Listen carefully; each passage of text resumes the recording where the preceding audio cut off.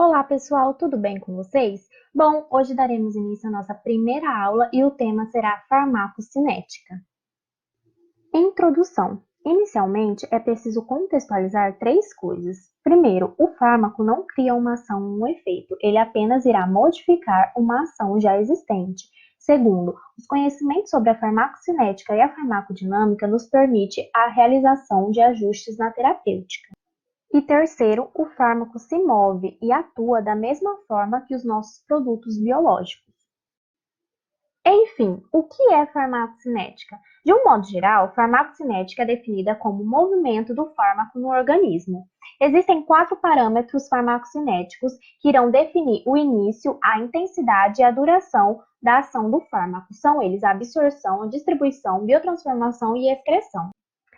A absorção é o processo de transferência de um fármaco do seu local de administração para a corrente sanguínea, sendo que a velocidade e a eficiência dessa absorção depende do local de absorção, das características químicas e das vias de administração. Observação: a via intravenosa não sofre absorção.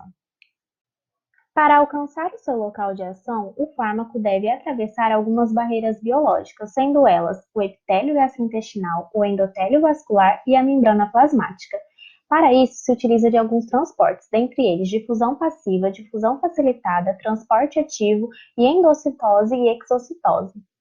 Fatores que influenciam na absorção: grau de ionização, pH e lipossolubilidade, onde, dependendo do pH do meio, o fármaco estará na sua forma ionizada ou não ionizada, sendo que a forma não ionizada atravessa melhor as membranas biológicas. Além disso, quanto maior a lipossolubilidade, maior a facilidade de atravessar essas membranas. Fluxo de sangue no local da absorção, onde quanto mais vascularizado o tecido, maior a absorção.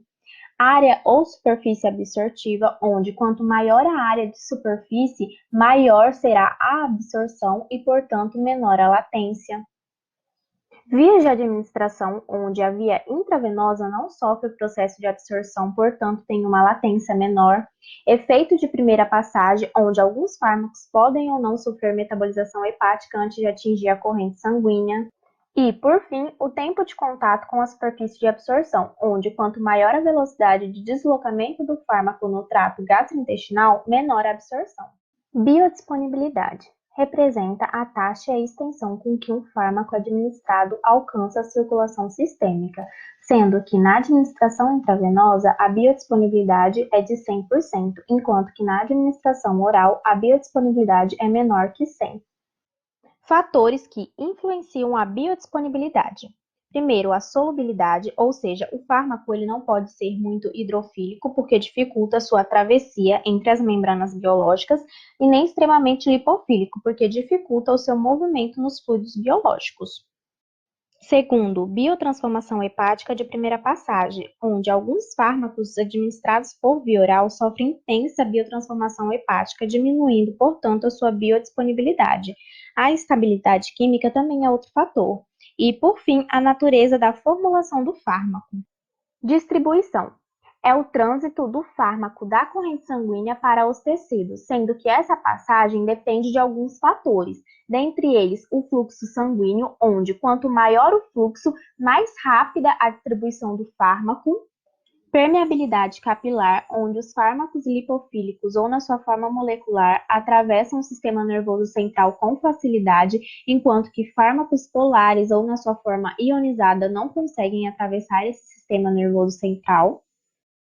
Ligação dos fármacos com as proteínas plasmáticas, onde alguns fármacos possuem maior ou menor afinidade a essas proteínas, afetando a distribuição do fármaco.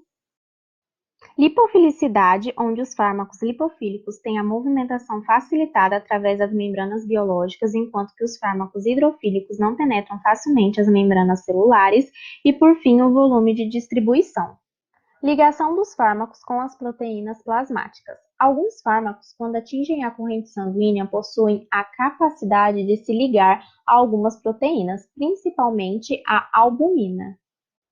O fármaco ligado à proteína, formando o complexo fármaco-proteína, não produz o efeito terapêutico, sendo que é a forma livre a responsável pelo efeito farmacológico.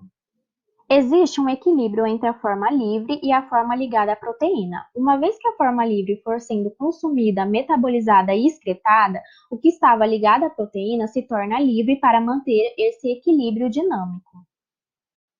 Quando o paciente faz uso de dois ou mais fármacos que se ligam às proteínas plasmáticas, ocorre o que chamamos de interação medicamentosa, uma vez que o fármaco com maior afinidade irá deslocar o fármaco com menor afinidade, aumentando a concentração deste e potencializando o efeito. Ligação do fármaco com as proteínas do tecido.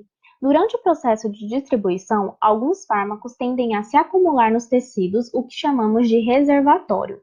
Esse processo promove o retardamento ou prolongamento do efeito, podendo até mesmo acarretar num efeito tóxico. Um exemplo é a tetraciclina, que é um antibiótico que possui afinidade por íons bi e trivalentes e, portanto, se acumula em ossos e dentes, provocando aí o aparecimento das manchas amarelas nos dentes. Fatores que afetam a distribuição dos fármacos. Temos a barreira hematoencefálica e a barreira placentária, onde ambas afetam, facilitam a entrada de substâncias lipofílicas. Bom, pessoal, por hoje é isso. Muito obrigada pela atenção. Espero que vocês tenham gostado. Se vocês curtiram, deixe seu like, se inscreva no canal, comente e não se esqueçam de seguir a nossa página no Instagram, Farma Simples. Bom, até a próxima, pessoal. Beijos, até mais.